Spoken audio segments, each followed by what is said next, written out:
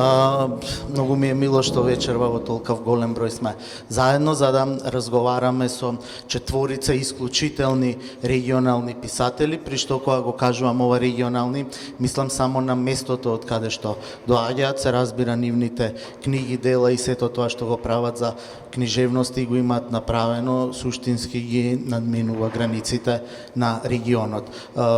Вечерва ќе разговараме на теми поврзани со поетиката на географијата, теми поврзани со литературата како отпор или како обид да се направи некоја деконструкција на постојните општествени модели, литературата како бунт, литературата како борба против општествените и другите видови зла што постојано се појавуваат околу нас.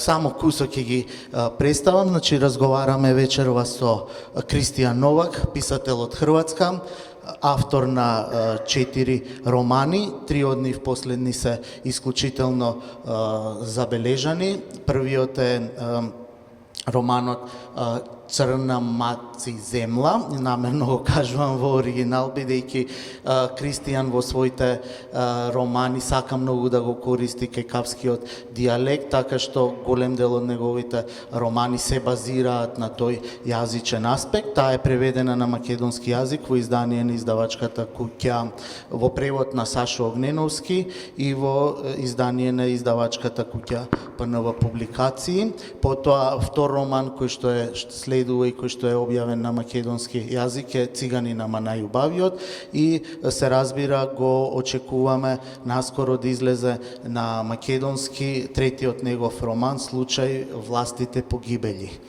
Се разбира Кристијан Новак има и еден роман кој што е првенец и кој што не знам зошто никој не го спомнува, тоа е Обесени, така, од 2005 година. До него е Румена Бужаровска, нашата моментално најпопуларна, највлијателна писателка, не само во Македонија, туку и надвор од границите на Македонија, авторката која што со своите раскази, особено со збирката раскази Мојот маж, успеа да ги надмине не само регионалните, не само европските, туку и пошироките граници. Румена во себе обединува многу нешта, авторка е на кратки раскази, истовремено е есеистка, од неодамна во издание на издавачката куќа 3 излезе низината збирка есеи Господ па Америка, истовремено е нели професорка и зазема многу други важни општествени релевантни позиции. До неа е српскиот писател Игор Мароевич, кој што живее на релација Македонија-Шпанија, истовремено, да, па пишува дека живеете во Барселона истовремено долг период од животот. Молам? Што, рекол, Србија, добро, да. И видете што се случува, кога се договаравме ми рекоа биди опуштен, само внимавај како зборуваш со Игор Мароевич. И башка Игор Мароевич. Ајде, ние толико така што тука ја направив првата грешка. Неговиот роман Остатоци на светот неодамна излезе во превод на Сашо Христовски во издание на издавачката куќа Антолог, но Игор Мароевич е познат и по тоа што пред 15 години во издание на Блесок излезе една друга збирка раскази на македонски јазик и четвртиот наш гостин, но како што велат не најмалку важен во однос на представувањето, е писателот од Босна и Херцеговина Фарук Шехич. Фарук Шехич е поет, потоа е автор на кратки раскази, можеби на македонската публика најмногу е познат по романот Уна, кој што е преведен на македонски јазик и кој роман ја доби регионалната награда Меша Шелимович и ја доби наградата на Европската унија за литература како представник на Босна и Херцеговина. Добро вечер на сите. Ви благодарам уште еднаш.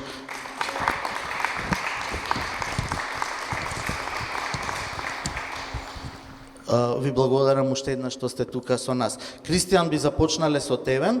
Во твоите прози многу често си критички настроен кон општествената реалност и општеството што го прикажуваш, но она што најмногу ги привлекува читателите, а би рекол и критичарите, што си многу суптилен и нијансиран во твојата општествена критика. Ке тебе ликовите, без разлика на кој спектар идеолошки, политички или етички доаѓаат и на кој дел од тој координативен систем може да бидат поставени, никогаш не се само црни или бели, туку се исклучиво нијансирани. И се разбира, тоа е така не само во добрата литература, туку е така и во животот. Доколку не го изнијансираме добро ликот, тој ќе биде повеќе модел или стереотип, отколку што ќе биде вистински лик. Сите ние сме исклучително нијансирани. Во однос на твојата позиција за зборување за многу сериозни општествени теми и за земањето на таа критичка позиција во однос на тие теми, ме интересира всушност како е повеќе за тоа, како да се биде критичен, а да се задржи суптилната дистанца, да се задржи суптилната нијанса, да се биде критичен кон одредени процеси за кои што се пишува, но истовремено да читателот да нема чувство дека си на некој начин памфлетистички критичен кон тие општествени процеси и кон тие негативни нешта што се обидуваш да ги на некој начин демаскираш или деконструираш во твоите прози. Pa to je jako zanimljivo, zato što ja nikad nisam ni pokušavao biti društveno kritičan. Mene žuljaju stvari koje se tiču pojedinca, koje se tiču odnosa unutar obitelji ili male zajednice, samo što je činjenica da upravo sva ta gnjilež koja proizlazi iz toga je često upravo do nje je došlo zbog nekakvih društvenih silnica, pa onda na kraju završi kao socijalna kritika. Ali ja sebe ne bih nikada tako prikazao. To je stvar recepcije i to je u redu, ja to prihvaćam, ali mislim da sve počinje od toga što mene ne zanimaju apsolutno dobri i apsolutno zli likovi. Mene ne zanima staviti u istu situaciju Gandija i Hitlera, jer tu znaš ko je good guy, ko je bad guy. To mene iz ove perspektive autora uopće ne zanima. Mene zanima protagonist i antagonist koji postaje od kukavice hrabar čovjek ili od hrabrog čovjeka kukavica ili od izdajice lojalan čovjek. I ja ga kroz priču moram dovesti do toga da se ta promjena u njemu dogodi. Ista je stvar sa zlikovcima. Meni ne treba zlikovac koji je apsolutni psihopat. To meni nije zanimljivo ni pisat, ni čitat, nego mene zanima čovjek koji je stavljen u poziciju da napravi nešto dobro uz možda vlastitu žrtvu ili da ide putem zla i onda odluči ovo drugo. I koji je to društveni mehanizam, što je to u njemu pokrenulo da ide putem zla. Zato ja ne vjerujem zapravo u to crno-bijelo. Govorimo često o generaciji Z i cancel kulturi kao nekakvoj opciji da se izbjegnu zapravo konflikti s pravim problemima. Pa onda dok nam se neko ne sviđa, napravi nešto krivo, onda ga kanceliramo i to je to. To je zapravo bijeg od pravog konflikta. Jel? Ako se hoćemo doista pozabaviti s tim, moramo ući u mehanizam što je dovelo do toga i povijesno i u sadašnjem trenutku da bismo to više razumjeli. To mene kao autora zanima. Ne? Ти благодарам. Во контекст на ова румена, кај тебе многу често твоите ликови живеат во некој навидум лажен свет, кој што за тие на некој начин се свесни дека е лажен свет, ама некако тоа го кријат малце од другите, малце од себе. И некако продолжуваат да функционираат во тој лажен свет и во тој судир помеѓу расцепот што се случува меѓу нив и другите, практично некојаш завршува комично, некојаш завршува трагикомично, речи си никогаш не завршува мелодраматично. Каква ова базична екзистенцијална книжевна ситуација, дали може да се чита како некоја метафора за општеството во кое што ние моментално се наоѓаме? Фала ти многу за интересното прашање и за убавата најава. Сакам, не е како структура, дефинитивно не е поврзано со општеството, чисто структурно е. Како што кажа и самиот Кристијан пред мене, Многу често книжевноста се бави со еден тип на трансформација, значи ова што кажа ти од кукавица херои обратно, има трансформативна нишка, најчесто, многу често се случува да имате ригиден лик кој што апсолутно не може да види ништо околу себе и потоа во расказот, а во романот на подолга стаза, треба да имате илузија дека главниот лик ќе доживее некаква трансформација или дека ќе се смени. Сега, тоа што тој е ригиден, или таа е ригидна, не е битно, тука лежи таа општествената критика. Зошто таа личност е ригидна, зошто не се менува и зошто е таква кој што е, и зошто се лаже самата себе си или самиот себе. Комичноста лежи во неслучувањето, например, на трансформацијата која што ја очекувате. Мислите дека, сега ќе се случи епифанија, ќе имате некое откровение, но многу често кога нема да им го дадете на читателот, излегува комично. Ако не е опасно, ако е опасно, тогаш мора да е трагично. Така што тоа се некои структурни работи кои што ги има многу често во книжевноста, се разбира не е тоа формула, затоа што не постои формула за добар расказ, но или добар роман, но на известен начин можете да го видите тоа како се повторува во голем дел, во огромен број книжевни дела и секако зад него лежи, кај мене секогаш лежи општествена критика, мене не ме интересира книжевноста надвор од општествено-политичкиот контекст.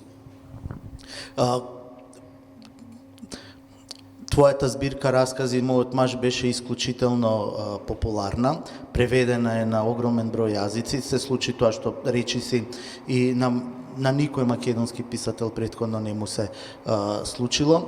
Потоа следуваше друга збирка, која што на некој начин, на многу суптилен начин е продолжение на преокупациите од Мојот маж. Колку после една таква успешна збирка раскази како Мојот маж, кога пишуваш, имаш чувство дека се наоѓаш во сенката на таа збирка раскази и се наоѓаш во стапицата дека твоите читатели, следната твоја книга, можеби очекуваат нешто што ќе биде напишано во тој код, а ти можеби веќе имаш сосема други, не може никој да има сосема други, ама малце суптилно нијансирани поинакви книжевни преокупации, теми и пристапи. Да, секако писателот се менува со времето, како што се менуваат и самите луѓе, не е добро да не се смениш. И нормално е, многу е лошо да се обидуваш да играш истата формула. Тогаш ќе бидеш писател на можеш на љубовни романчиња или на кримичи, тие функционираат на таков начин, ова е сепак нешто друго. Но причината зашто не чувствував никаква пресија кога ја пишував Не одам никаде, која што ми е подрага од Мојот маж, мислам дека е позрела. Беше што, инаку Кристијан не промовираше Мојот маж во Хрватска заедно, тоа беше една од првите наши средби пред многу години. Работата беше што на Мојот маж доста на една книга и треба многу време за да биде прифатена и преведена. Јас додека ја напишам Не одам никаде, не ни знаев дека ќе биде толку популарна Мојот маж. Мојот маж ја напишав пред, значи буквално на 19 ноември 2014 беше промоцијата, така што тоа се 10 години и сега таа пак не знам се преведува некаде. Тоа е тоа ми е, не знам, Stairway to Heaven, мојот хит, што го свирам на сите концерти. Ама тоа е, мислам, не може, мене ми е едноставно малку досадно да зборувам за таа книга. Инаку не се чувствувам дека нешто сум засената, напротив, искрено ти кажам, гајле ми е, тоа сватив дека е многу битно и можеби заради тоа и влегов малку во нови да пробам некои нови форми, каде што не се имам испробано, за да не ми биде досадно истото да го правам и да зборувам за истото. И сега ми е чудно дека сум пишувала раскази, ама не значи дека, сум сигурно ќе пишувам пак. Добро, ти благодарам. Можеби и на крајот ќе остане време да зборуваме и за романот на кој што работиш. Работниот наслов беше Тони, не знам дали се уште е оставен. Така е, да. Добро, одлично. Игор, твојот роман Остатоци од светот е потресна сага за векот на логорите, како уште се нарекува 20-тиот век. Човековата трагична судбина од Шпанската граѓанска војна преку Јасеновац и Блајбург, Сребреница, се до бомбардирањето на Србија од страна на НАТО се одвива на големите платна на толеранцијата, обстанокот и болката. Како злото ја менува својата форма, својот надворешен облик? Како злото во изминативе 100 години ја смени својата форма? Дали денес е помалку видливо или не? Дали е помало? Уочливо, видливо, дали Не. е тежко? Не, јас сам писал тај роман утробно, значи не церебрално. Ранije sam pisao više cerebralno nego utробno i to su lošije knjige. I pisao sam taj roman u idealnim okolnostima, bio je COVID. I, znači, bio sam okružen smrću. Imao sam dve opcije, da pijem ili da pišem. Probao sam prvo, jedno je slovo razlike, nije išlo. I onda sam rešio da se uhvatim u koštac sa onim što sam počeo od 1991. godine, počeo da pišem ne znajući da ću pisati ne to, nego da ću pisati uopšte. Tad me interesovala rock muzika, ali mislio sam da ću se baviti rock muzikom, ali je dogodine Turbo Folk triumfovao i onda sam ja propao kao rocker. I ja sam bio, kad je otvoren javni diskurs 1991. godine, 90. u stvari sa ovim višestranačkim sistemom, i to bio najviše fasciniran fenomenom Jasenovca, ne zbog stradanja svog naroda ili bliskog naroda, nego zbog kreativnosti zla, za koju nisam znao. I ja sam to nešto zapisivao, čitao sam Bogdana Krizmana, umjesto da spremam ispite, dugo sam studirao i zbog takvih stvari i to sam ostavio negde. Onda sam otišao u Španiju i tamo sam se suočio sa španskim građanskim ratom, koji je jako površno i tendencijozno prikazivan u bivšoj Jugoslaviji i gde je preterivano apsolutno učešće u jugoslovenskih brigada, to je tamo bilo 2000 nekih na strani levice ovih iz svih jugoslovenskih naroda, dok je bilo 90.000 Marokanaca, na primjer, to se ne zna ovde i tako dalje. Tu sam vidio isto veliku kreativnost zla i to me isto onako zainteresovalo. I onda sam ja, te dve stvari sam onako, nisam ni znao šta, malo sam ih zaokružio, ostavio sam po strani i onda sam ušao prvo u Građu, ono što nisam istražio, prethodno sam bio u Jasenovcu, kad sam već radio Jasenovac, mene je nekako ta priča povukla nešto na Blajburg normalno, pa i na Srebrenicu, Srebrenica me povukla na Kravicu i španski građanski rat sam imao, ja sam krenuo, znači i to se nekako uvezalo, ja ne znam da objasnim ošte kako. Uglavnom ja sam bio onako, uživao sam u zlu, pomislio sam bio čak i da sam psihopata, ali naravno osjećao sam sa tim ljudskim sudbinama i dugo sam nosio traume. Kad je prošao COVID, najteže mi je bilo da šetam Zemunom i da vidim neku baraku, mislio bih da je to Lančara ili neki drugi od tih podlogora unutar tog velikog koncentracionog logora. Uglavnom, ispalo je da je roman transideološki, što mi je, u šta verujem, nisam to namerno uradio, ali ispalo je da je transideološki, ispalo je da ovi s desne strane nisu zadovoljni što sam stavio na isto mesto Jasenovac i Srebrenicu. Ovi pak su bili nezadovoljni što sam, ali nisu i pisali. Nažalost, ja sam mislio da ću propasti kao pisac, to je bio apsolutni rizik. Spontano sam izumeo čak i tehniku ulančanog skaza, gde, znači skaz nije ništa novo u književnosti, ali ulančani skaz nisam vidio ja i pitao sam profesora da mi kažu, jesam li prepisao šta od koga, rekli su da nisam. Znači, gde jedan stane sa pričom, drugi uzima pripovednu palicu i nastavlja i tako posvoji ovu priču prethodnoga govornika i predaje sledećem i tako u krug.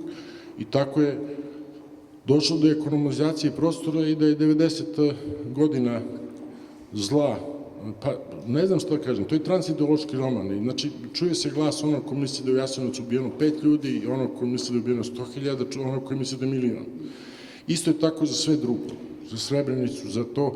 Ništa to nisam radio namerno, svesno, pustio sam prosto da uradim to sasvim utrobno i tako. I onda su me zapisnuli ogromnim brojem nagrada. Znači, dobio sam za tu knjigu više književnih nagrada nego za sve što sam ranije pisao, bio sam napisao već 10-12 knjiga, šta ja znam. Tako da, nemam šta mnogo da kažem, ove kritike su negativne, to je više neka čaršijska, ili ono što su meni govorili ljudi koji znaju na kojoj su strani, ja nemam svoju stranu, znači ja mislim da je glavni problem ono što je gospodin Novak govorio, otprilike to crno-belo shvatanje, znači postoji dva tabora neka uvek i sad jedni misle, ne znam sad, da imaju pakete mišljenja jedni i drugi, a u stvari istina je nešto su ovi u pravu, nešto su ovi više u pravu, nešto su ovi manje i tako dalje, ali sa takvom nekom individualističkom pozicijom nema se baš mnogo, čak ni sagovornika. Govorim o Srbiji, ali mislim da je tako i na Balkanu. A potrebni li vi se sagovornici? Molim? Da li su vam potrebni sagovornici? Pa čovjek je socijalno bić, naravno, šta, onda bih otišao u solipsizam i pričao bi sam s sobom, ne. Naravno, da. Potrebni su mi sagovornici, potrebni su mi neistomišljenici, potrebni su mi ljudi koji pričaju gluposti, sve mi je to potrebno. Kad čovjek priča gluposti, to apsolutno nije uzguljeno vreme. Ako sam raspoložen, postavit ću mu pitanja koja su udaljena od onoga što on priča. Sad i kultura monologa zavladala, da ljudi dođu i pričaju, znači, samo sebi. I sad, ako nisam raspoložen, kažem, važi, čao, ali ako sam raspoložen, onda postavim potpitanje koje nema nikakve veze sa ovim. Da vidim šta će da kaže. To često ima dobre prozne građe u tome. Tako da potrebni su sagovornici, potrebni su ljudi monologa. Sve je to potrebno. Ви благодарам, Игор, за сега, за почеток. Фарух, како гледате на тоа дека понекогаш, за жал или за среќа, поетиката е географија?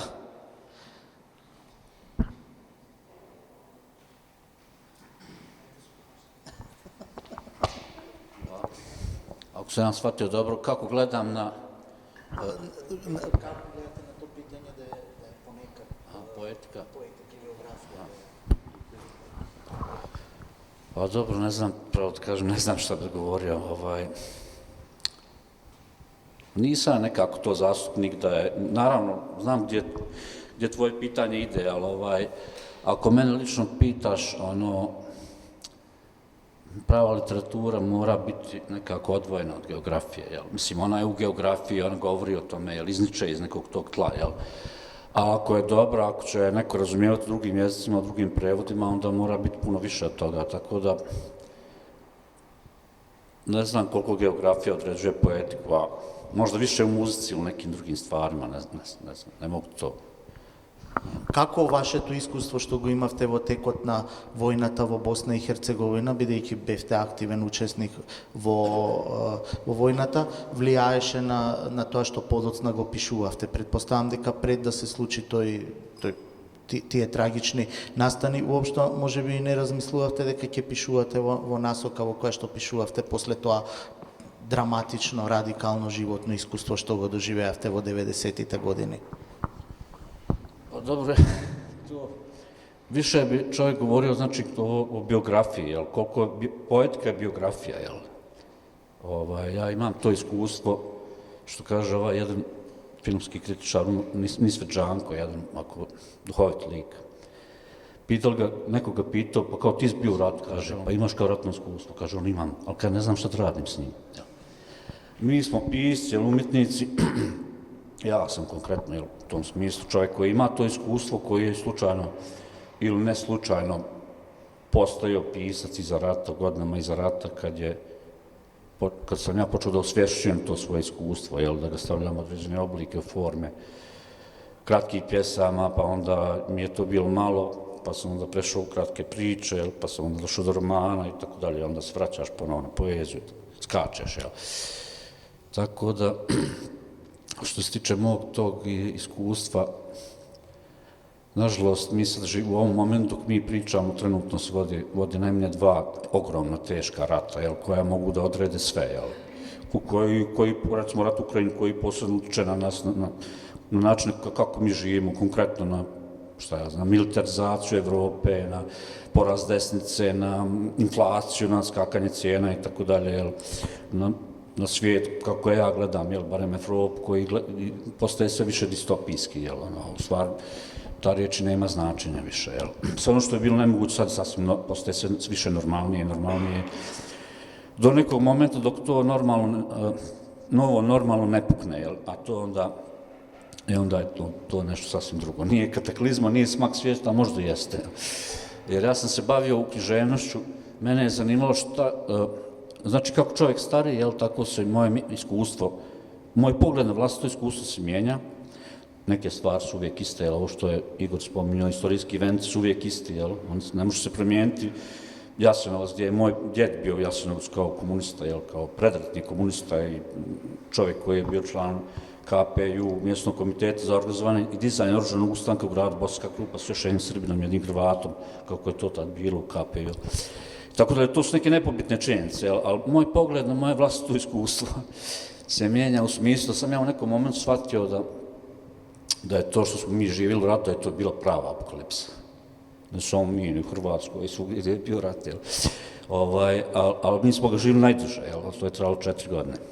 I onda sam počeo to da uobličavam u literarnu formu, I onda sam razmišljao šta je ta apokalipsa, pored toga što me zanima apokalipsa kao religijsko, fenomen, kao književni fenomen, kao filmski fenomen, kao sve to, što živimo u tom nekom stalnom čekanju neke apokalipse. I onda sam ja shvatio da vrlo najbanalnije moguća stvar. Apokalipsa je onaj moment kada ne nastaje naravno preko noći. Kad sve ono što je bilo zabranjeno, nenormalno, odjednom se čini kao preko noći postaje sasvim normalno, poželjno, društveno, To znači da jedan čovjek ubije drugog čovjeka, Samo zato što je ima drugu boju kose ili drugo ime ili šta već, religiju i tako dalje. Tako sam došao do zaključka, da smo mi živjeli u toj apokalipsi, To mi je, hoću reći, ovo što si ti spomenuo za to ratno iskustvo, ono se kroz formu, kroz pisanje, nekako mijenja, dobije neke nove oblike, Ne znam ko će to dalje ići, možda se neće baviti tim, čovjek se umorio od samog sebe, ali nažalost, ako se već spomenu poetiku i geografiju, neki prostori su, nažalost, tako tragično određeni. I mi smo u nekom smislu, sad nismo, sad smo u periodu mirovanja. Mislim da ja dolazim iz zemlje u kojoj ljudi uglavnom razmišljaju da li će biti novi rat ili neće, sporadično, to stalno ide kao EKG, gore-dole. I naravno većina ljudi odlazi, neće da žive u tom iščekivanju nekih barbara, bilo čega, smaka svijeta. Tako da poetika, geografija, biografija, neki prostor su tragičniji, a drugi i njihova poetika nije baš lako probavljiva, To konkretno se odnosi na Bliski istok, nažalost. Eto, to je to. Ти благодарам. Кристијан, кога зборуваме за сите овие аспекти, различни перспективи, неможноста да се досегне некаков консензус, што е нормално, во последните неколку години се појави еден термин кој што се нарекува поствистина, која што е несреќно направена кованица во која што кажува дека практично вистината е невозможна, не постои вистина, не постои проверливост на многу нешта. Како тоа ти се чини тебе од гледна точка на твоето поимање на светот? Čovječe, ja sam dijete analognog doba, pa se sjećam kako je bila futuristička zamisao da jednog dana, kad budemo na 2 klika udaljeni od svih informacija koje nas trebaju, to će biti kraj bilo kakvih sukoba, sve će biti jasno, čovječe, jer do istine je lako doći. I onda otvoriš Twitter. I onda odjedno više nije ti jasno je li zemlja okrugla ili ravna i odeš potpuno zbunjen i generalno odeš tako da poželiš kupiti oružje jer su svi užasno nabrijani i svi pričaju nekakve svoje priče i potpuno su ukopani u svoje nekakve stavove. To je upravo to što čovjek, da bi se osjećao ugodno, očigledno si mora postaviti stvari crno-bijelo i onda apsolutno ignorira sve argumente koji pobijaju njegovu činjenicu. Svaka diskusija u međuvremenu koja se razvija upravo u tom virtualnom svijetu nikad nije završila s time da je netko napisao: vidiš, zanimljivo, pa tvoj argument ima smisla, ja ću sad revidirati svoje mišljenje. To se neće nikad dogoditi. Mi samo time tim lavinama međusobnih nadjebavanja samo ljudi postaju još čvršći u tim svojim stavovima. A književnost ipak tu ide i može ići malo dublje. S tim da jako sam skeptičan oko bilo kakvog imperativa koje se stavlja na književnost. Književnost ne mora ništa. Književnost mora samo postojati. Ona će već naći načina kako da prodre, kako da stvori novi jezik za ono, ko što Žiže kaže, da iskažemo svoju neslobodu. I zbog toga sad, baš kad je Faruk pričao,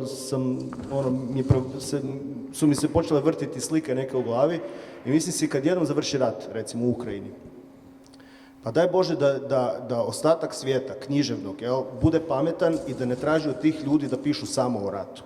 Jer onda će poetika će se hraniti iz te traume, ali to će biti i na neki način i nametnuto.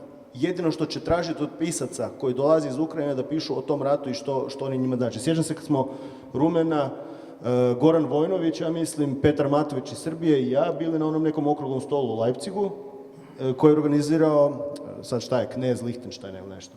Jako drag čovjek, očigledno mu je stalo do svih nas i tako dalje i postavi nas i prvo pitanje je bilo: pa dobro, taj rat, jel? I mi se nekako pogledamo i baš je bilo čudna situacija. Oni te traže da se deklariraš o nečemu, a očigledno nije provjerio o čemu piše Rumena, o čemu piše Goran Vojnović, o čemu pišem ja, o čemu piše Petar Matović. Jel to jedino o čemu smijemo pisati? To je legitimna tema i naravno rat treba probaviti i kroz književnost. Književnost tu može dati jako puno potencijala za pomirbu, ali upravo uskratiti piscima, pozorno novim generacijama da pišu o nečem drugom. Ti si zacementirao, recimo, Ukrajince, Palestince, kogod je prošao tu groznu traumu, da jednostavno u toj književnosti žive nekakav širi život. Тоа Румена го поставува прашањето како човек кој што пишува и гледа да избега од стереотипите и идеологиите кои што се бараат од него. Тие имаш таа позиција, да речеме, во твоите есеи, твоите ставови, мислења многу силно, прецизно, храбро, експлицитно, аргументирано да ги кажуваш. Се разбира, тоа го правиш и во интервјуите и во другите јавни настапи. Од друга страна, во литературата си многу посуптилна. Зимаш одредена литерарна ситуација, одбираш лик, го поставуваш ликот во таа ситуација, многу често му даваш него да зборува, дистанцирајќи се себе си како наратор. Кажи ми, во која позиција повеќе уживаш? Во позицијата на гласна боркиња, гласен борец за одредени твои животни, обшествени, филозофски или други ставови, или кога им го позајмуваш гласот на овие обични секојдневни луѓе многу често кои што се наоѓаат на некаква маргина и кои што практично го гледаат светот од сопствените очи, без премногу да се чувствува твојот изразен став кон животот и кон обшествените процеси. Па тоа е именно разликата помеѓу книжевноста и реалноста. Есеистиката сепак се работи тоа е документаристичка проза, значи мора да е некако базирана врз реалноста и врз моите ставови, ова се лични есеи.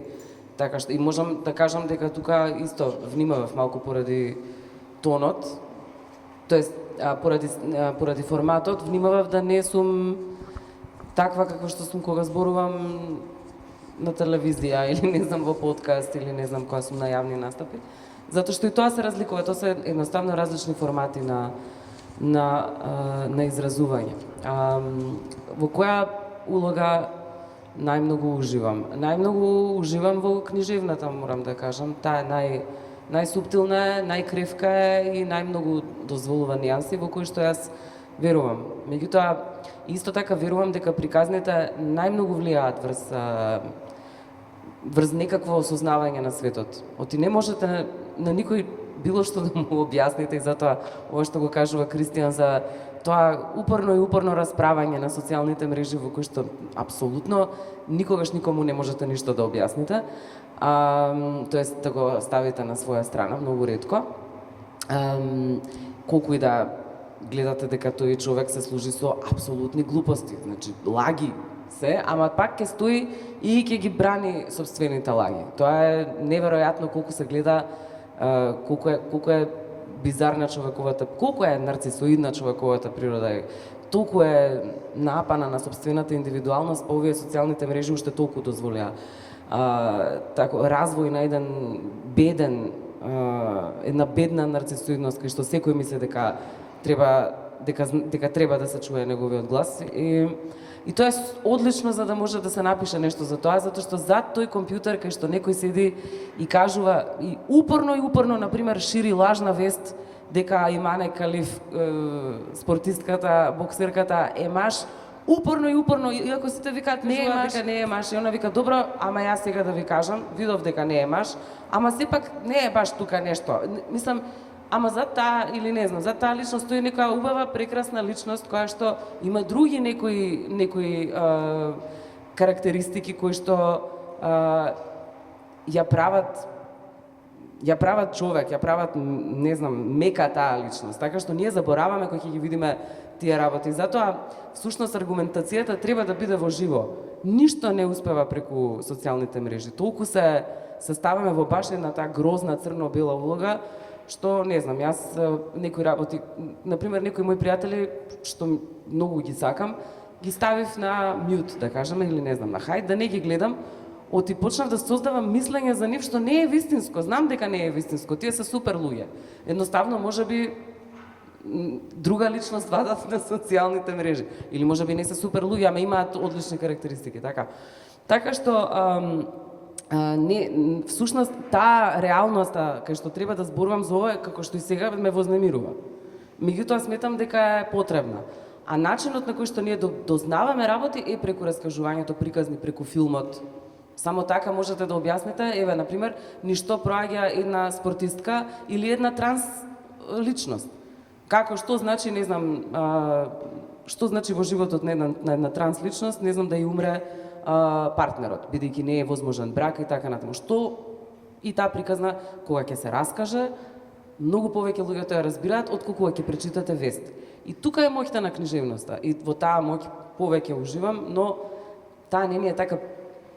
Таа е многу поскапоцана и многу потешко луѓето ја читаат и достига до нив. Игор, кога Румена зборуваше за приказните, се сетив едно прашање што претходно го подготвив, се разбира, ама ете, синергија има. На едно место Харуки Мураками вели: најголемиот број од луѓето не се во потрага по вистини што можат да се докажат. Вистината често е придружена со интензивна болка, а речиси никој не бара болни вистини. Она што им е потребно на луѓето се убави, удобни приказни, кои прават да се чувствуваат дека нивните животи имаат смисла. Вие се наоѓате на другата позиција од раскажување на убави, удобни и лесни приказни. Зошто? Последње. Ви се налазите у?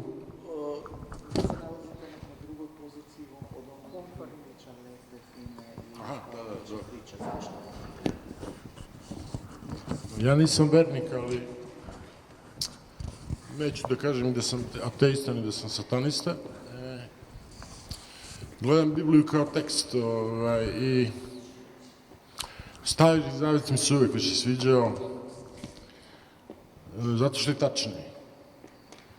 Više je zla nego ono što je dobro, Bog je okrutan. Novi Zavet mi se činio, osim Evanđelja, kao pamflet.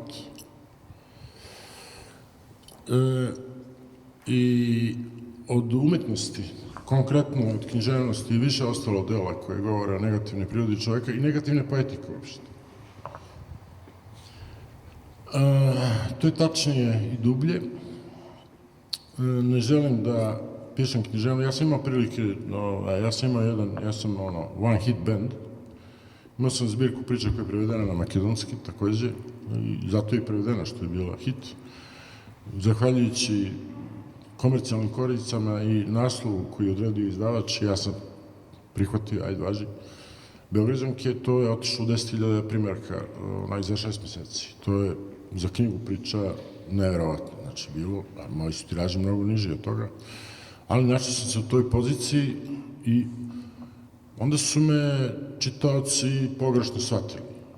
Želeli su lepe priče s happy endovima, želeli su da se smeju, želeli su da plaču, želeli su da se poistovećuju, ali da bude onako kako oni žele, ali ja nisam to uradio, to su mračne priče bile.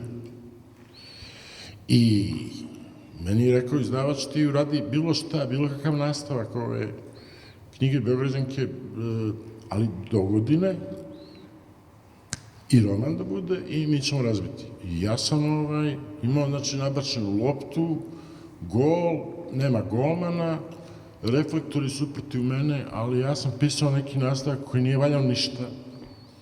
I prošla je i sledeća godina, ono tamo, i onda je taj nastavak izašao, ni sad nisam zadovoljan njime, izbacio sam ga iz izabranih dela, sad mi izlaze u Beogradu, Beogradsko petoknjižje prvo, i hoću da kažem, znači, nisam taj pisac i sećam se da je prvi intervju moj dao sam za neki hrvatski portal, naslov je bio, volio bih da moja sljedeća knjiga ne bude bestseller. Znači, to su uglavnom, bestselleri su uglavnom nude tu neku vrstu eskapizma, što je legitimno. Tu je uglavnom moguće bilo šta, to su uglavnom opšta mesta gde je moguće da čovjek nađe ljubav svog života u supermarketu, na svakom metru. To su neke stvari koje ja ne verujem, znači mislim da je književnost istinito laganje. Laganje je zato što je fikcija, ali mora da bude tačno, zato je istinito. I ja jedino tako pišem, a da se osjećam onako da sam uradio nešto mikrosubstancijalno. Tako da ja prosto lepotu, ja mislim da je estetizam Ružnog od Rozenkranca govori o lepoti, mislim, lepo je ono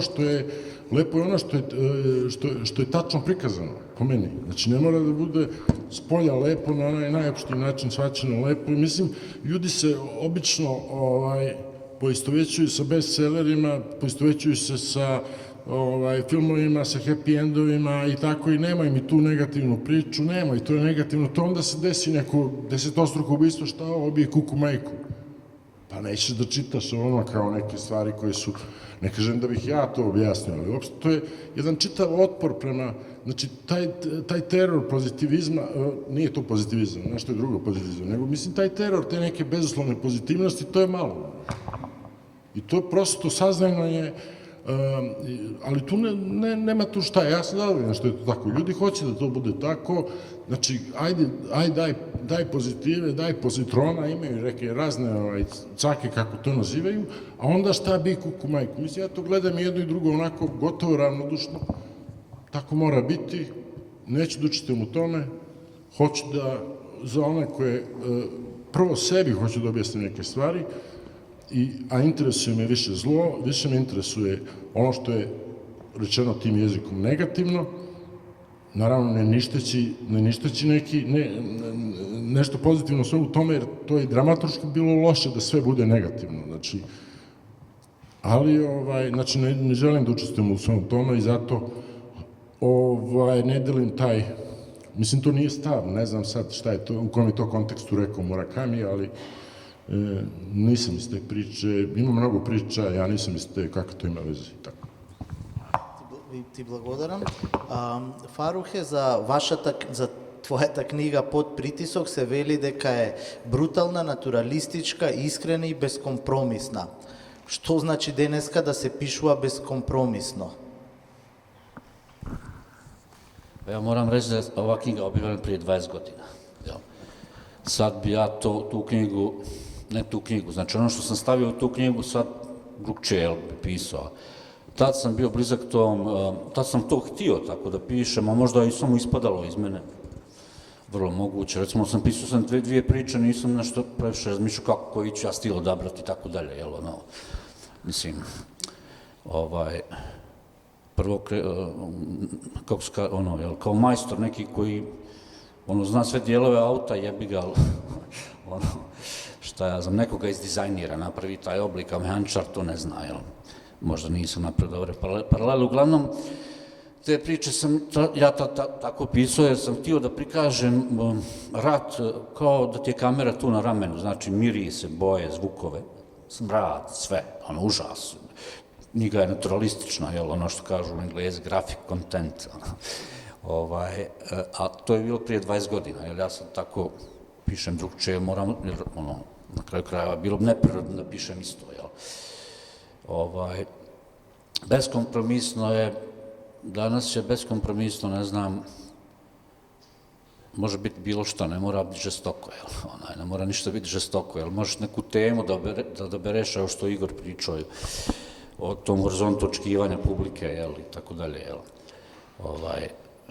Ne znam šta je beskompromisno, danas je ono najbezazleniji stav može biti beskompromisno, jer toliko je, kako živimo u nekom čudnom društvu, jel, ono, ako kažemo da je genocid u Palestini, da se dešava, znači to je beskompromisan stav, jel, a to nije uopšte beskompromisan stav, to je ono neki pomen iz mog ugla, nešto sasvim normalno, jel, reći, jer ja kao čovjek koji, nažalost, htio ne htio pripadam narodu koji je izašao iz genocida, jel, znam vrlo dobro biti kad je što je nešto dešava, mislim, vide to ljudi svi, jel, tako da je, više ta beskompromisnost bi povukao bi je paralelu sa hrabrošću, jel, ono, to je nešto za mene, ta hrabrost da nešto kažeš je, ili napišeš, mi pišemo, jel, je to, ta beskompromisnost je da spreman da staviš sve na tas jedan, jel, i recimo ja sam spreman da sve što sam napravio u životu, da mi neko kaže, evo sad ti reci, nije genocid u Palestini, znači sve će biti okej, jel, ono, imaćeš još veću karijeru i tako da, ja bi se odrekao svega, jel. Znači, u tom smislu sam beskompromisan, da sam u stanju zbog tih nekih, ajmo reći, političkih stavova, jel, ljudski, da bi stavio sve na kocku i ono, odrekao bi se svega što sam napisao, uradio i tako dalje, samo zbog te jedne rečenice, jel, onda znači da je to beskompromisnost. Супер, фала. Кристијан, од каде таква обсесија во твоите прози со кајкавскиот дијалект? Се разбира, тоа е поврзано затоа што твоите ликови потекнуваат од тоа географско подрачје и мора да зборуваат така. Но има и нешто друго, има некоја, кај тебе некоја вистинска фасцинација од јазичните, стилските, семантичките капацитети на дијалектот. Од каде потекнува таа огромна фасцинација? Pa prvo što mi pada na pamet, to ne znači da je to primarno, je ne mogu imati lika koji se zove Pišta Dodlek i živi u selu koji se zove Sračinec, a govori ko hrvatski likovi u hrvatskim filmovima, onima iz 90-ih. Vi ne znate, i bolje da ne znate kakvi su to bili filmovi, uglavnom ono, obitelj sjedi za stolom i netko kaže u slast, draga obitelji. Znači ono, hiperkorektni nekakav standard koji nitko nikada ne govori. Tako da čisto da ja povjerujem tim likovima, oni su meni morali govoriti onako kako sam ih ja čuo. Bilo u svojoj glavi, bilo u stvarnosti, ono, mislim, to je jedna stvar. Druga stvar, ja sam rođen u taj kajkavski jezik. Meni je štokavski standard nešto s čime sam se ja upoznao u osnovnoj školi, ne osobito uspješno. Zanimljivo je što sam imao jako loše ocjene upravo iz sastavaka, jer mi je bilo jako teško napisati sastavak na štokavskom, tako da do srednje škole nisam mislio da... Ako ti si kroatist i lingvist, praktično. To je jedan od paradoksa mojeg života. Da. Skaži ni nešto poveke za toj paradoks. Da. Ali se onda u srednjoj školi sam imao sjajnog tog profesora koji je rekao, dobro, ne znaš napisati sastavak na štokavskom, napiši šta ste jučer radili doma. I to mi napiši tako kao da pričaš svojoj mami. I rekao, kako ću u školi to? Ne? On je inzistirao i onda sam napisao tekst i doslovno je bilo, znaš pisati. Sad samo provjeri šta si tu napravio, kako si strukturu napravio, kako si mi ispričao priču i to prenesi na drugi jezik. Jel? Tako da je meni taj kajkavski jednostavno uvijek i ostao prvi jezik.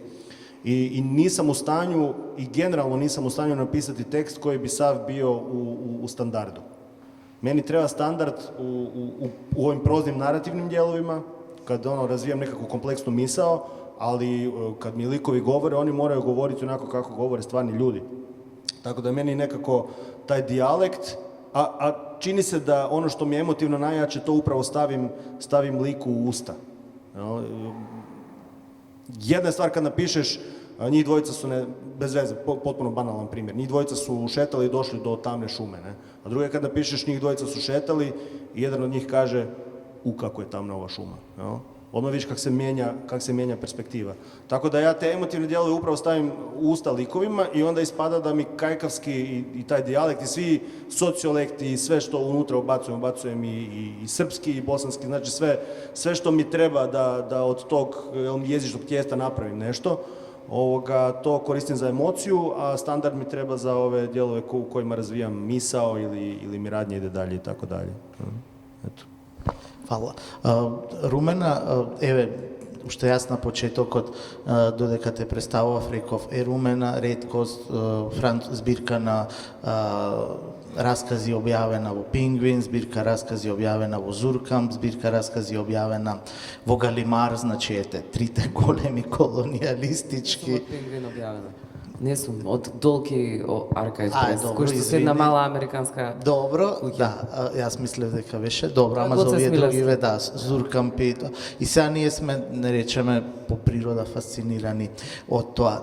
Прашањето ми е како таа твоја географска позиција, Балкан, Македонија, се перцепира кога ти одиш во странство, разговараш, ги читаат твоите книжевни дела, колку често ти самата си била на некој начин во чувство дека твојата географија значи и одредена политичка позиција кога зборуваш за не само за своите дела, зборуваш за контекстот од кој што доаѓаш, регионот од кој што доаѓаш и така натаму.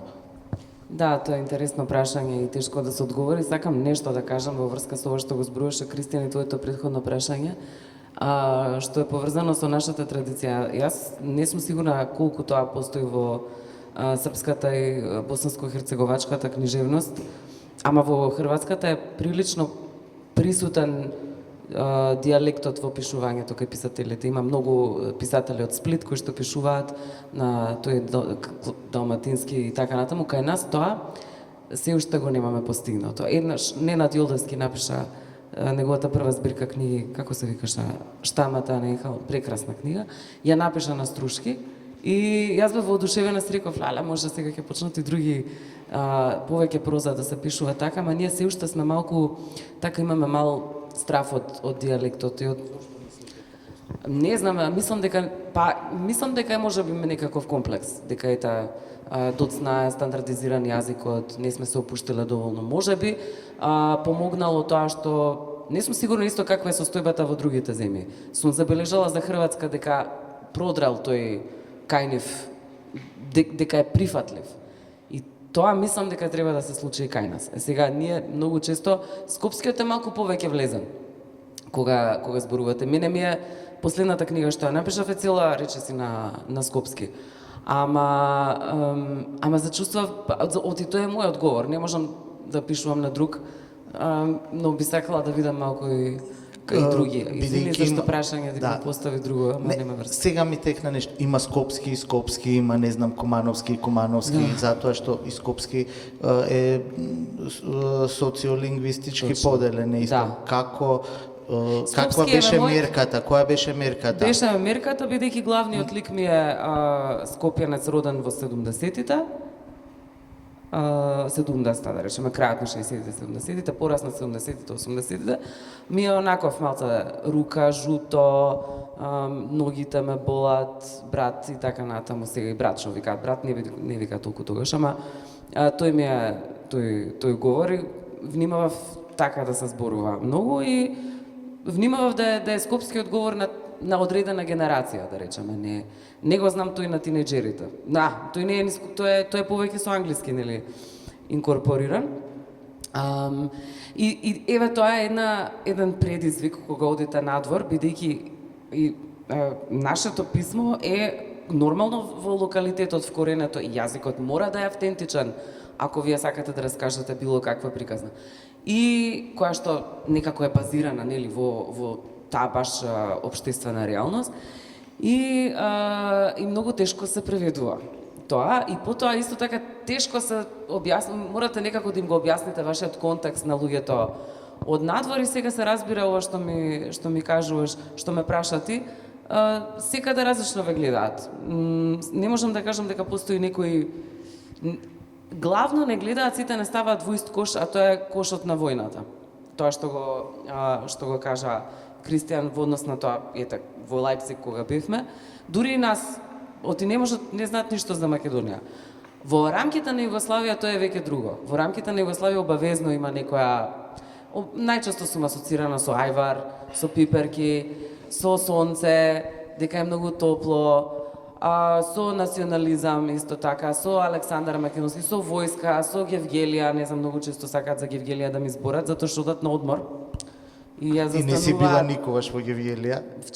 Завчера бев во Мрзенци, јадев и уште сега ми текна колку тоа пуно беше Срби, пуно беше.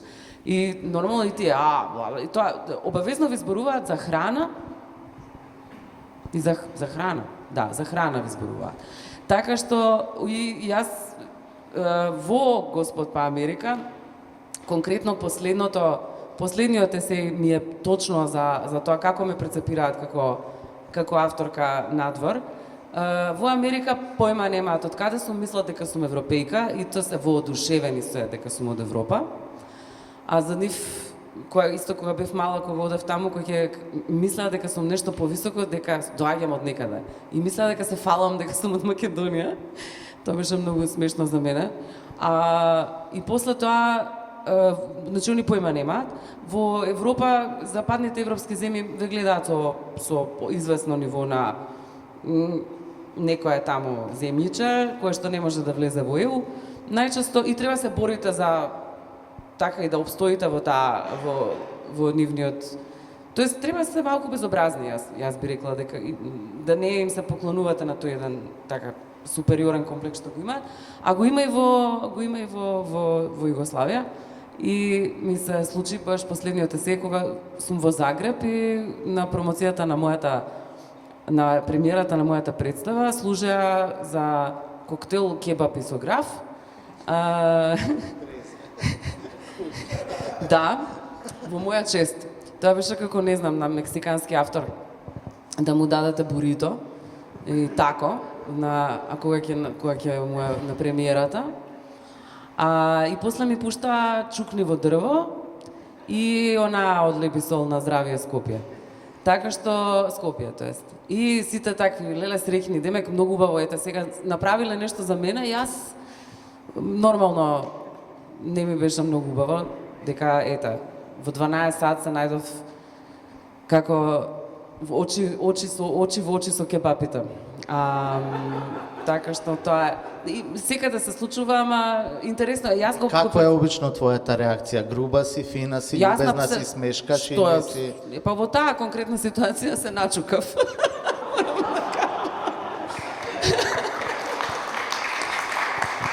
Кога видов што се случува, грабнав да пијам со една другарка, излеговме надвор и таа гледаше што се случува и така се напивме многу и вечерта заврши со повраќање како во моите книги. Така што тоа направив. Инаку така ќе ги смеам. Понекогаш малку ќе им кажам дека се такви. И они кои ќе им кажете дека се такви, тоа е некој код на почит, така, не знам како да кажам. Ако им се поставите да ме сега да им објасните, така треба малку да ги смеете, да речам. Јас не се чувствувам инфериорна, напротив.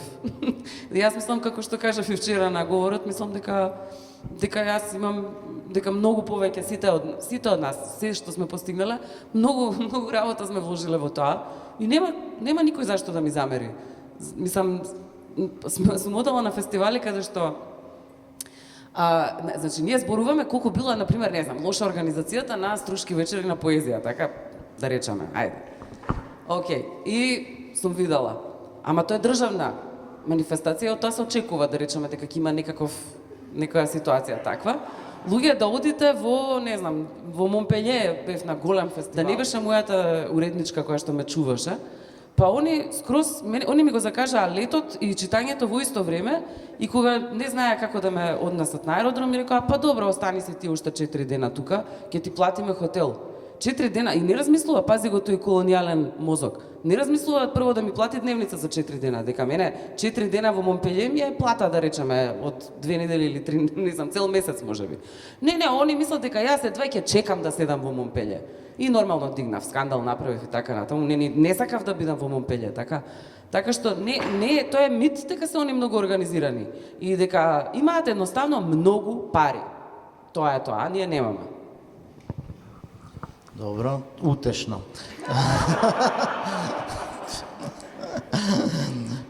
Игор, ти од твојата биографија може да се прочита дека живееш и во Шпанија. Како искуството на поминување време во Шпанија, во Барселона, влијаеше на твојата поетика, влијаеше на твоето пишување, влијаеше на тоа што те интересира во литературата? Pa da, prilično. Rekao sam već za španski građanski rat koji mi se otkrio tamo. Onda, ja sam španski jezik, španski katalonski, ne toliko, ali španski je recimo 90% od srpskog. Na tom sam nekom nivou i to mi je koristilo kada sam imao ranije, kad sam imao poetičke probleme, tipa ne mogu da se odvojim od teksta, ne mogu da se distanciram. Treba da radim završnu verziju, onda pođem tamo i u Španiju i živim mesec dana na tom jeziku. I onda uzmem tekst i tu sami od sebe viškovi otpadaju. To je recimo jedna prednost dobrog znanja tog jezika. Naravno, ja sam ušao u tu književnost koja je mnogo bogatija nego što sam mogao da zaključim na osnovu prevoda na ovdašnje jezike ili na srpski pre svega. I prosto to mi je onako, meni je tesna mi je nacionalna književnost i prosto osjećam se mnogo bolje. Mislim, kad mi se smuči u Beogradu, idem tamo, kad mi se smuči tamo, vratim se. Tako da... Што е тоа што ти се смачува таму, што е тоа што ти се смачува тука? Šta smuči? Da. Znam. Pa šta se smuči u Beogradu? Pa, ne znam, postoji ta kultura monologa koja je sve izraženija, pa se malo čovjek zamori. Postoji neka mentalna inercija koja je u stvari glavni problem. Kad se govori o tome šta je glavni problem, mislim da je mentalna inercija. Inercija, ljudi misle da ako su inertni da kuliraju, ali ne, to je propadanje. I postoji ta neka mentalna inercija i postoji taj neki problem ako uradiš nešto novo, imaš problem s ljudima, jer vidi tačno da im je problem da te ponovo promisle. Tako sam ja, kad sam dobio sve te nagrade, ostao bez dosta prijatelja, koji su jedva čekali prilike da, ali nije to iz zavisti. Ne, to je iz mentalne inercije. Jer ja sad, oni mene već promislio kao takvog i takvog, i koji je tu i tu, i sad on u njegovoj percepciji, ja sam sad neko drugi koji nešto uradio, što ranije nisam, i sad kako će on mene da ponovo promisli, to je, njega to mrzi, mentalna inercija, i jedva čeka, znači, ziher, i izbaci mi život. I ja sam im zahvalan, jer super, sami su se izbrisali i napravili su mi selekciju. Nisam ja morao da pravim the best of. Napravili su oni. To je nešto što mi smeta u Beogradu, koji inače, moram da nešto i pozitivno kažem o njemu, zaista prvi put tek sada, nažalost, pod vlašću pod kojim jeste postao nešto što se zove metropola. Znači, po prvi put može da se vidi zaista svih, što se kaže, rasa i da ima dosta stranaca iz ozbiljnog inostranstva da žive tu i to je ono što mi se dopada jer toga nije bilo i to mi je jako smetalo. Tako da je to, taj segment je popravljen i dinamičniji grad nego što je bio, ali naravno to u jednom trenutku dojadi, makar meni, ja odem u Barcelonu tamo, ono što mi se ne sviđa jeste taj lebdeći katalonsko-španski sukob. Tu postoje razne apsurdne situacije gde čovjek neće s tobom da priča ja kažem, ja se bolje izražavam na španskom, kaže, ok, ja ću pričati na katalonskom, ti pričaj na španskom, ti ćeš me, razumem, ok, znači neće principa da priča na španskom, u redu. I to se desi 10 puta, mislim. I ne osjećam se ja tu nešto, nego osjećam taj neki sindrom, ovako, nacionalizam velikog naroda, on je opasan. Ali nacionalizam malog naroda je po pravilu glup. I tu postoje nekakve ludačke mistifikacije i neka opšta mesta u koja svi veruju i u principu ljudi koji su ovako inteligentni, kad se dotaknu tog nacionalizma, odjednom im pada IQ. I to je nešto, recimo, što mi se tamo uopšte ne sviđa i naravno što je bilo gadno kad je bio referendum, znači ja dođem u Barcelonu i tamo policajci na konjima sa oružjem, onda, ne znam, neka fjesta na trgu, 1000 onih strangera kuliraju, duvaju, piju, super je sve, kad samo s 4 ugla, 4 policajca sa mitraljezima da pokvare fjestu. I vidimo ovo, Katalonci smoreni, a ovi anglosaksonci oduševljeni što se desilo, nešto, wow, šta je ovo, ajde mi objasni to. Tako da, ta napetost nije dobra i nije dobro ni to što, u stvari Španija je sve siromašnija, da, suprotno onome što se misli, i Barcelona. I dosta se ljudi žale i onda kad se vidi ta razlika između blještavila grada i toga kako ljudi žive, onda to proizvodi neku vrstu tuge. Jer u Beogradu su siromašniji, ali tamo se hvale tim.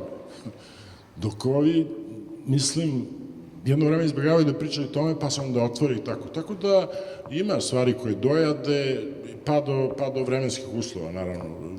Tu je Barcelona bolja, a leti su jednako nepodnošljivi, tu gledam da odem na planinu i tako dalje. Uglavnom treba menjati, mislim. To je ono što je mena stihija Katarine Velike kao kako da ostanem isti, kako da sačuvam sebe od promene samo putem promene. Супер, ти благодарам, Игор, ми даде прекрасен мост за следното прашање што сакав да го поставам на Фарук Шехич за Уна. Тоа е најпознатиот роман твој што е и во Македонија, мислам регионално, се вели дека е роман за тоа како да се продолжи нормален живот во уништен град и земја. Како? Ne znam, nemam neki recept, specijalan. Pa to je, najlakše je to uraditi u književnosti, jel? U književnosti, roman je prostor beskrajne slobode, jel? Ogroman prostor, jel? Barem ga ja tako shvatam kao neku apsolutnu slobodu. Znaš kako, posle rata ljudi su imali tu očajničku želju da se vrate u sedlo, što bi se reklo, da se vrate na onaj nivo na kojem su bili prije rata, da se spoje s tim samim sobom kako su bili prije rata, što je naravno vrlo nemoguće. I nije, ne znam, sad ja kad to gledam, sad mi je to ovako smiješno, sarkastično smijem. I onda su obnovili kuće i sve to, sve se to desilo, išli su ka toj obnovi. I unutrašnjoj i vanjskoj. Onda se ta euforija je trajala nekoliko godina, ne znam koliko, to govorim za taj grad mali iz kojeg ja potičem, iz Bosanska Krupa, iz zapadne Bosne. I onda je u nekom momentu, ne znam, 2000 neke, počeli su ljudi masovno da odlaze. Znači, sve su obnovili, preživili su rat, manje više, čitavi, cijeli, neko nije baš sa svim dijelovima tijela, ali su ljudi jako bili, kako se reklo, uspješni u toj želji da se nadvlada trauma i sve te stvari koje dolaze od rata.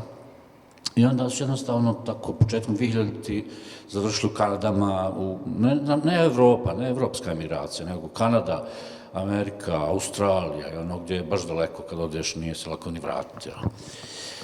I to je ta, kad je ta euforija pala.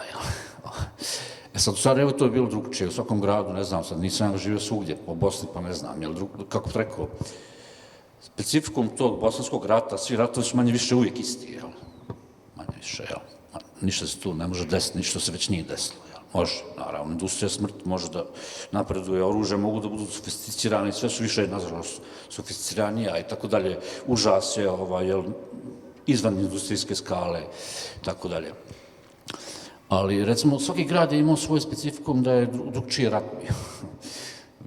Razumiješ, složeno je, to je jako kompleksno, tako da je izlazak iz tog rata, i ulazak u obnovu sebe i grada i ulice i familije i svega je bio složen drugčiji. Tako da mislim da su ljudi, recimo konkretno moja raja, ajmo reći, moja generacija, moje prijatelji su jako dobro izašli iz toga, ja sam otišao, ostao sam u Sarajevu da živim, jer nisam mogu tamo živim u tom gradu, koji je manje više bio kao neki muzej pod otvorenim nebom, gdje ti kad hodaš, recimo, ako si pisac kao što smo mi, umjetnik, možda imaš 3D projekciju svega toga što je bilo u prošlost, ne kao flashbackove, ne da to stane nešto pati strašno, ali znam kad prolazim preko tog pružnog prelaza, kad smo tu trčali, jer je bio snajperski prelaz, znam ko je poginuo, neka Amra Sedić, ima tu spomenik, tako dalje, a priroda je prekrasna i rijeka Una je prekrasna i zato sam napisao tu knjigu jer sam odrastao na rijeci, na vodi, jer to je neka moja druga tema, nije samo rat, ovo što kaže Kristijan, ja sam imao takvih situacija, oni nas gledaju kao tu neku šaru, kao ornament, koja je nekad distorzirana, nije baš lijepa šara, nego je nekako, mi smo ta neka plemena, mi se tu stalno koljemo i tako dalje, nemamo ništa izvan toga, to su te neki stereotipi, tako nas ne gledaju. Tako da ti moji ljudi su uspješno, izašli su iz toga, obnovili su se i taj grad je u nekom smislu, ne mogu reći bolji, ne može ništa biti bolje kako je bilo, treba da bude drugčije, ne bolje, Čak ja sam razmišljao šta da nije bilo rata, šta bi bilo, kakva bi bila onda trauma, gubitak, šta bi bilo, znači, mi smo takva bića, da stalno se vraćaš u prošlost, pogotovo kad uđeš neke godine, to stalno se, što kaže Paul Auster, kaže, kad čovjek pređe 50, onda je u dijalogu konstantno s mrtvima koliko se živima. Vrlo neobećavajuće, ali to je memorija, mi smo takva bića, ja sam, ajmo reći, u nekom smislu zahvalan što sam pisac, se bavim tom memorijom, tako da je ta obnova uspješna, ali šta bi bilo da nije bilo toga svega, kako bi, i dalje bi bila neka, opet bi neki ljudi gledali, govorili, joj, kako je nekad bilo divno u Jugoslaviji, znaš, sve je bilo, pa to zato što si imao toliko godina, što ti je ukus vode bio drugčiji, piva drugčiji, znaš, ja znam da je, recimo, mogu to eksperimentalno matematički dokazati, da nema ništa slađeg nego zapaliti cigaru u ratu. To je najslađa stvar na svijetu, ja ne pušim, ja sam prestao pušiti. A ta jednostavna cigara izgori, 3 sekunde, sama izgori, sama se popuši koliko je slatko, jer hrana, sve ima, kao da si u raju, a nažalost nisi u raju. Samo imaš rajski osjećaj doživljavanja stvari, taj čulni. I sve drugo što je u ratu su dobro, od malo dobrih stvari koje postoje u ratu. Tako da je obnova, ne znam, stalno se nešto obnavljamo, valjda, Ти благодарам, Фарух, а сега ја отварам разговорот за публиката. Дали може би некој од публиката сака да се вклучи, има прашање за некој од нашите гости?